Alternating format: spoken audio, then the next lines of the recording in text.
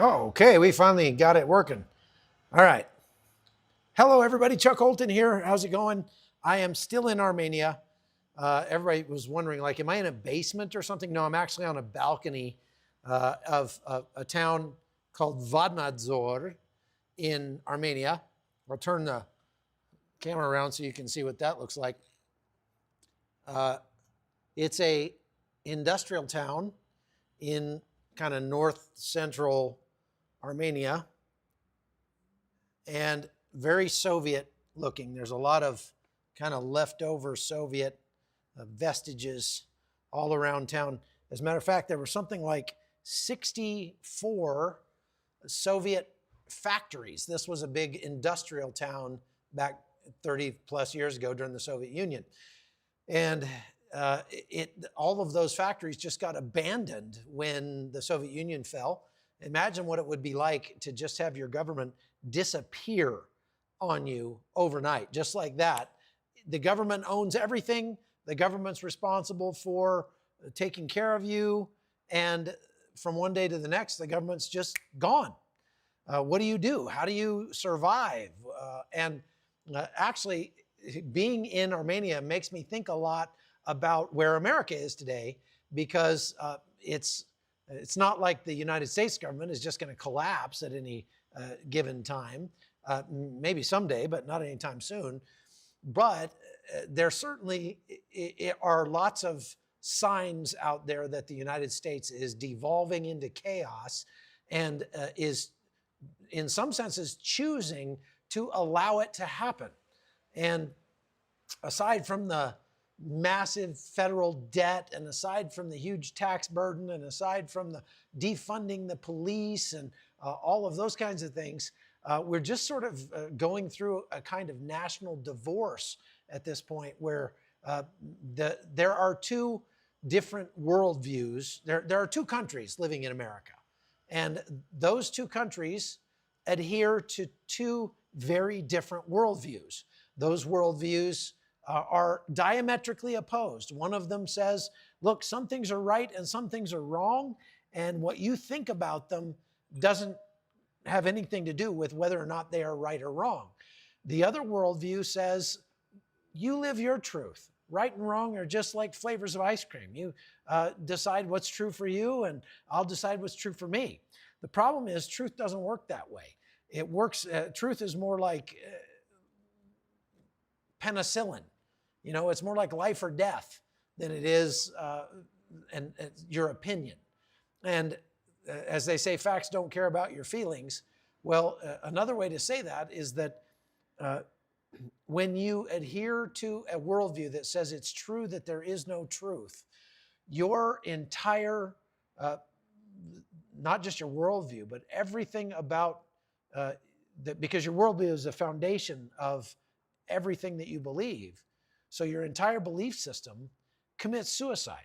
And it's, this is what we're seeing in the United States, is that the majority of Americans, by a small sliver, may be among those who believe that you make your own truth and you need to live your truth. And whatever your truth is, that's good enough for you, and my truth is good enough for me. The problem is that the fact of the matter for people like that is that they don't actually believe that it's true that there is no truth. And, you know, aside from the fact that that's a self-contradictory statement, they don't believe there's true that there is no truth. What they believe is that it's true what I believe, and you are not allowed to believe differently from me. Now, that's not the way America was founded. I mean, when I was a kid, we used to we'd see somebody doing something weird, and my dad would say, well, it's a free country. You know, you don't hear that a whole lot anymore, do you? You don't hear it's a free country that a whole lot anymore, because it's becoming significantly less free, you know, year by year. And that's very concerning. So because it's so concerning, I've decided to do a live broadcast about how to prepare for the United States post-election. for what the U.S. will look like after the election. And it doesn't matter who wins. I mean, it does matter, but I mean, either way, there will be upheaval. And either the world will, or the United States will continue its quickening decline into obscurity and into chaos, or chaos will be visited upon us by the losers in very, very violent fashion. So either way, you're going to need to be prepared. But I don't feel comfortable having this conversation on YouTube because, again, being close to the elections, I don't want to be seen. I don't want to lose my platform because I said a word that YouTube doesn't like or something like that. So I'm going to do that live immediately following this one over on my locals page. So you can go to chuckholton.com. It'll point you right to my locals page, and you can watch that live. You do have to sign up as a subscriber on my page, but it doesn't cost anything to do that. You can sign up and become a member of locals. My volume's too low, Connie says. Oh, yeah, it is. I see that. You can sign up and become a member of locals without paying anything. And if you want, you can become a paying supporter and throw me $7 a month and buy me a cup of coffee. But you don't have to.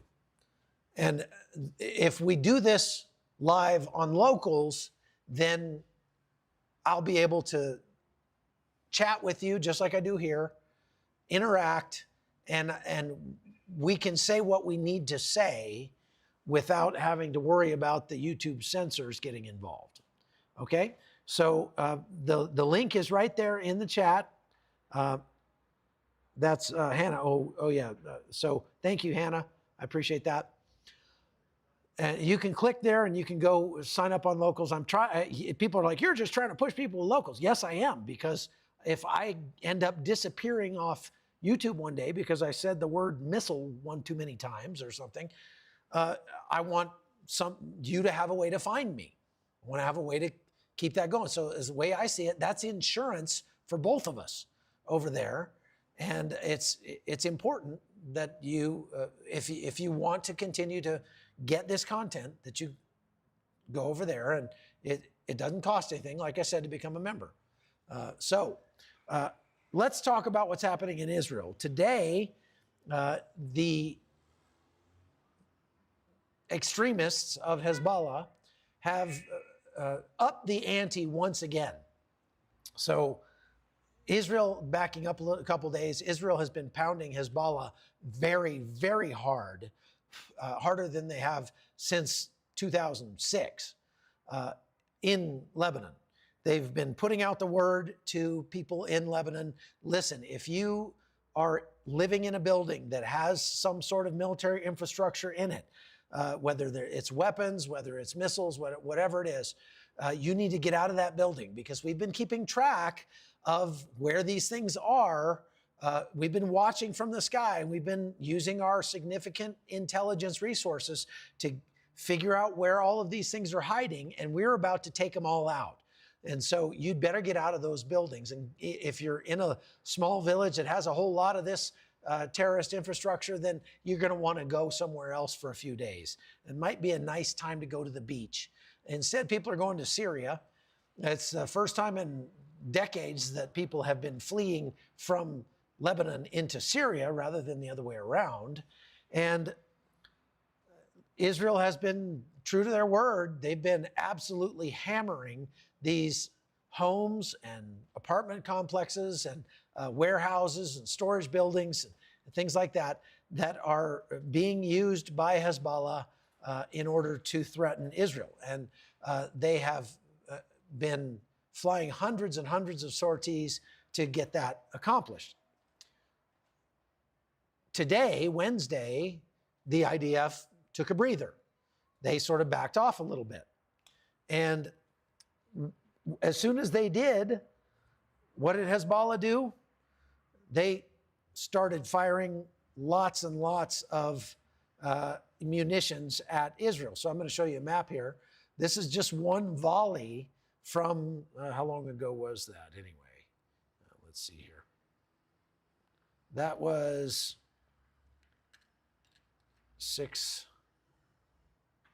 about 3 or 4 hours ago.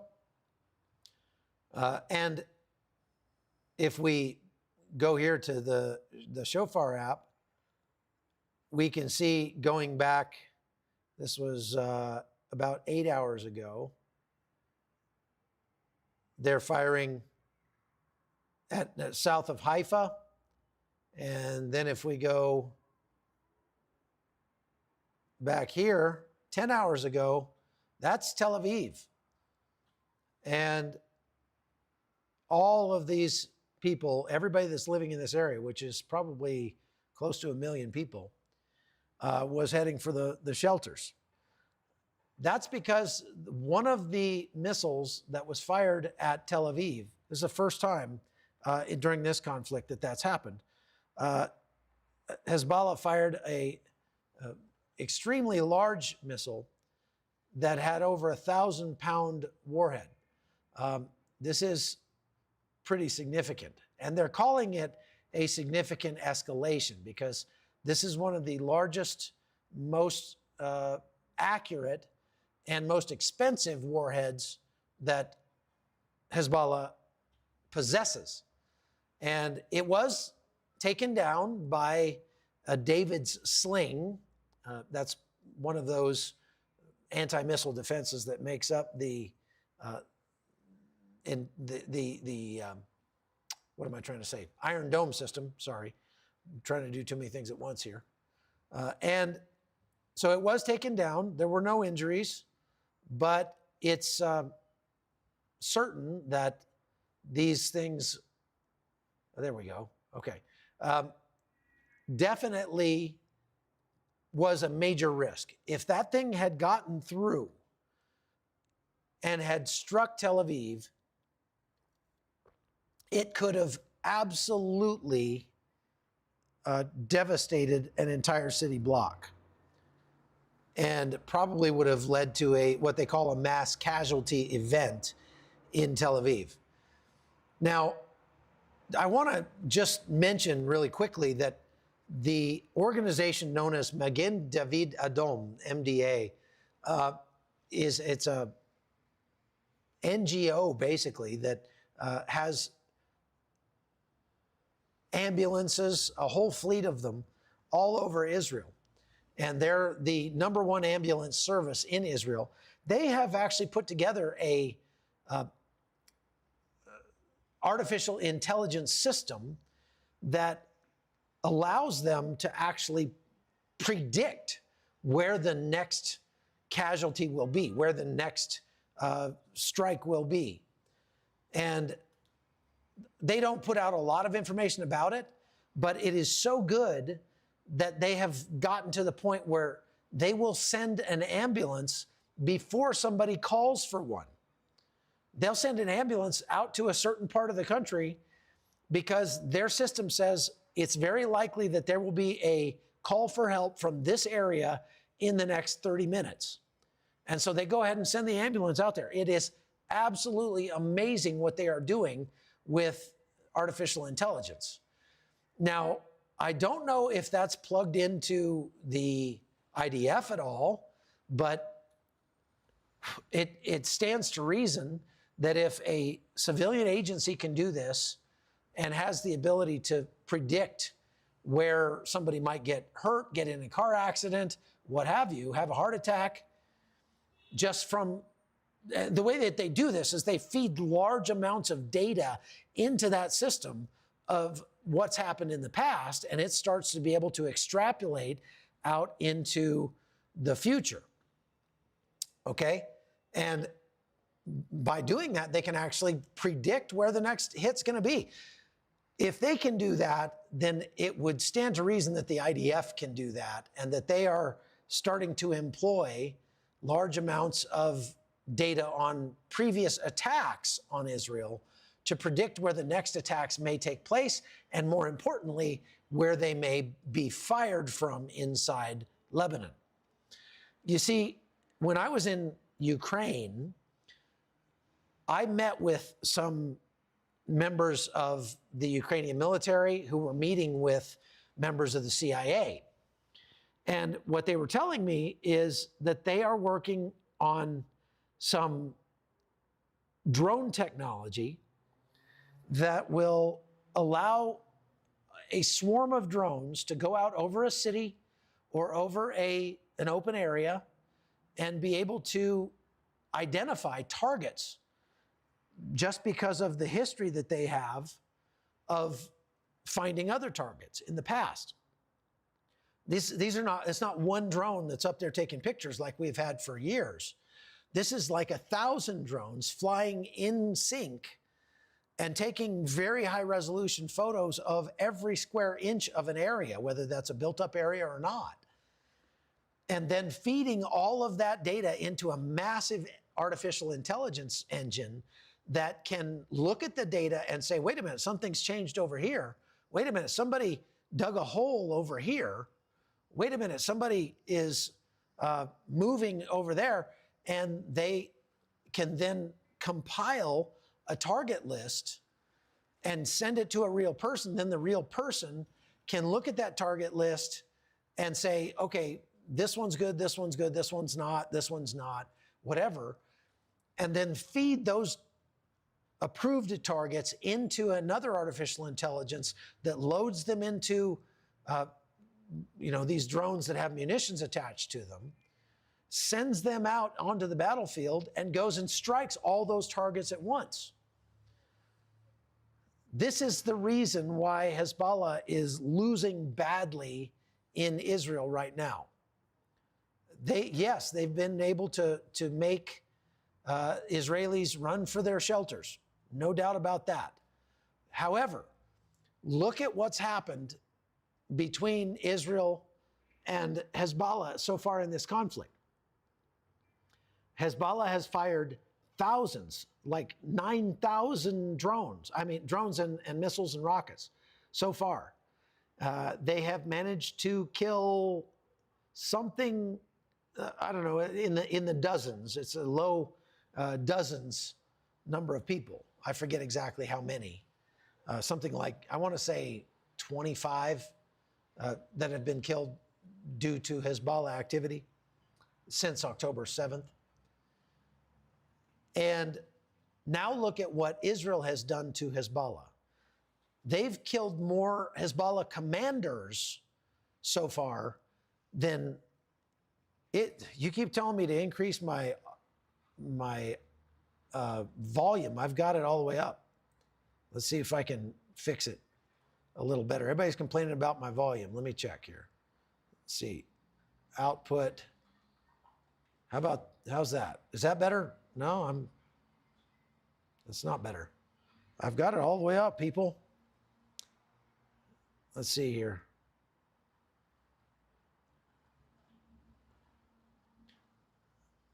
Oh, I see what, okay. I see what the problem is. All right. Audio's fine. Okay. Well, I just made it louder for those of you that are complaining.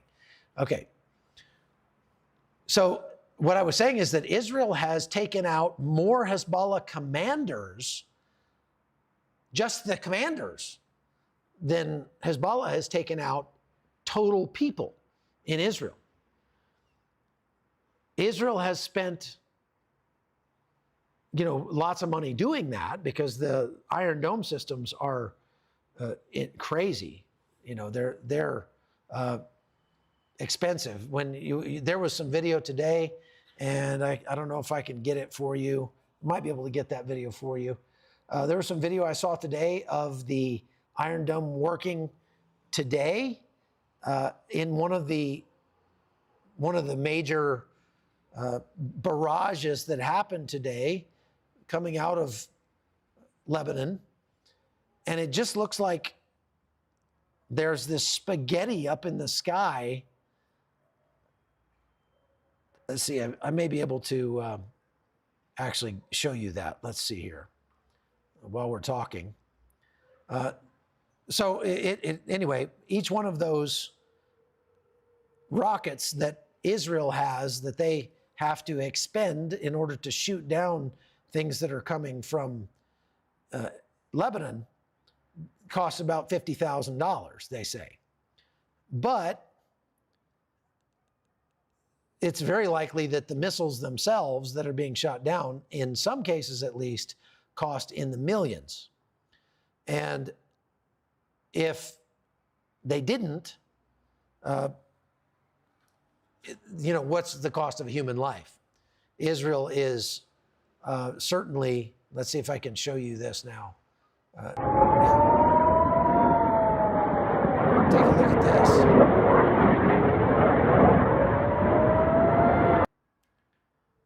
Look at all those Iron Dome munitions going up into the air and, flying all around, taking out incoming. That's pretty serious stuff. Look at that. It just keeps going and keeps going.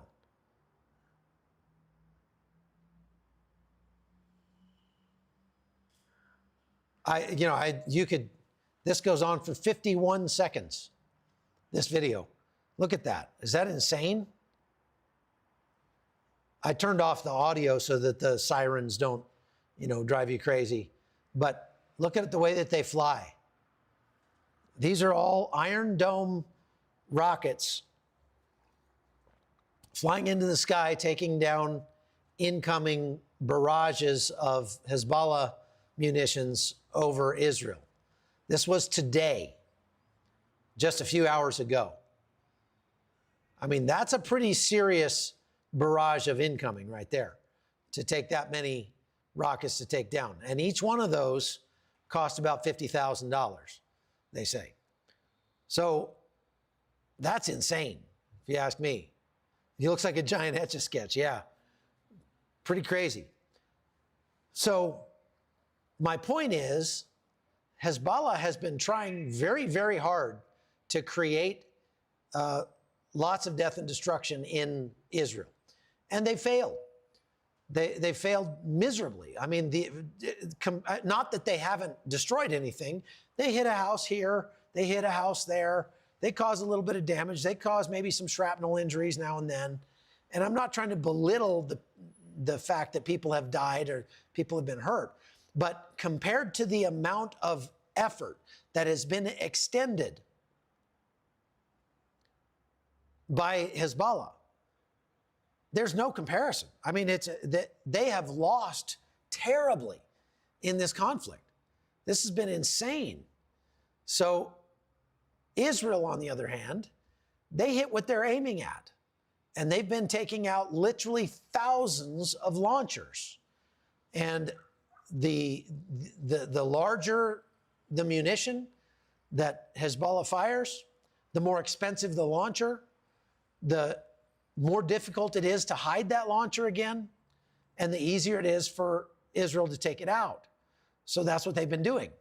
So this is actually, I keep saying this, but there is a silver lining to what we're seeing here.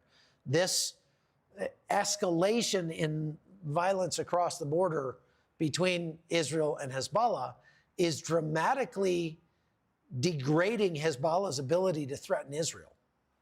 And if Israel can continue to do this to the point where Hezbollah doesn't have that much left, and then keep Iran from being able to resupply Hezbollah, Israel is going to be in a much better place when this is over. And so I'm going to leave it at that, and let's move on to talk about some more news from what happens today. So Lebanese sources say Israeli warplanes are bombing the tomb of Nabi Ismail in the city of Baalbek in Lebanon. I kind of doubt that. I don't think Israel is spiteful enough to go in and start striking important tombs and stuff. Right now they're trying to take out, the only way that could be true, in my opinion, is if they are hiding something in that tomb that is a threat to Israel. Then, yeah, it's probably going to get hit. Hezbollah and Iran have set up command and control centers as well as weapons caches at religious sites. And so Maybe that's the justification here. They're known to have done that. We've seen it in Gaza. We've seen it in the West Bank. Mosques are very often used to store munitions, and they're used as command and control centers. And there is lots and lots of proof of that out there. So because of that, Israel, those things are legitimate military targets, and Israel has every right to target them. There was a targeted elimination today reported on Lebanese channels in a place called Al Maisra that aimed at a guy named Sheikh Mohammed Amro, who's in charge of Mount Lebanon and the northern region of Hezbollah. And there were casualties, but there's no word yet whether they got the guy that they were aiming at. In Jenin, this is in the West Bank, there was an IDF operation today and a firefight with Smurfs, bad guys, in the West Bank. So as everybody's focusing on what's happening in the north, that does not mean that things are not still happening in the south in Gaza or in Judea and Samaria. Definitely they are. There are still things happening there. In Judea, in Gaza, I saw a video today of the Gazans using a tent inside a safe zone, as they always do. They carried in a rocket. You know, I've been telling you how the IDF has been taking out the launchers. And if you take out the launcher, it sort of, makes the rocket itself obsolete. Well, they were carrying in a sophisticated rocket into a tent and setting up a launcher made of wood that they had just cobbled together in order to aim the thing, because they figure, well, they still have this rocket, they might as well shoot it even if it doesn't hit anything. And it's likely that thing would not hit anything if they set it up on a launcher made of wood inside a tent. But that's what we saw. Okay, so here's something funny that was on X today. The hospital in Ashdod, actually, I went and made a report at this hospital earlier in the war, went down there. They put out a tweet offering the leader of Iran a free eye exam after he tweeted, quote, "Hezbollah is winning." If that's what winning looks like, I'd hate to see losing. If their version of winning is that they've caused some Israelis to be inconvenienced by having to step into a bomb shelter now and then I guess you could say they are winning. But if winning means destroying your enemies, they haven't destroyed a whole lot of anything so far in Israel. Now, I have a lot of you who watch this show from Israel, a lot of you from northern Israel, and I've gotten email from you talking about what a pain it is to have to run for the shelter now and then, when these barrages come through. But what they are all telling me is that they do not want Israel to stop. They're like, yes, we're having to take shelter. Yes, our children are scared. Yes, our kids can't go to school right now. Please don't stop what you're doing, Israel, because we need to do what's necessary to finish this, okay? Now, moving on, this is off of Manny's War Room. More than 40 Hamas operatives were taken out by Israeli troops in the Gaza Strip over the last 24 hours. So there is still active fighting going on in Gaza as we speak, and the IDF is continuing to pursue its goals there of destroying Hamas and rescuing their hostages. Now, Hamas, they say, could still have up to 5,000 fighters in Gaza. I guess after today, they've got 4,960 fighters in Gaza because they took 40 of them out. At that rate, the IDF is going to have to step things up if they do want to completely wipe out Hamas in Gaza. Hezbollah says, for its part, all of these launches, these hundreds and hundreds of missile launches into Israel, were all aiming at the Mossad HQ and other military bases. Well, you tell me. Let's look at this. Does that all look like they're aiming at military bases? They don't have a lot of military bases in downtown Tel Aviv, last time I checked. There aren't a lot of military bases in Nahariya. So obviously not truthful at all. But remember, Hezbollah doesn't put these things out for you and me. These messages, they know that you and I understand that they're lying. When Hamas puts these messages out, when Hezbollah puts these messages out onto social media, they're aiming for two groups of people. Number one, their own constituency inside Lebanon or inside Gaza or the West Bank. Number two, the useful idiots around the world who are lapping this stuff up and believing every word of it and then going and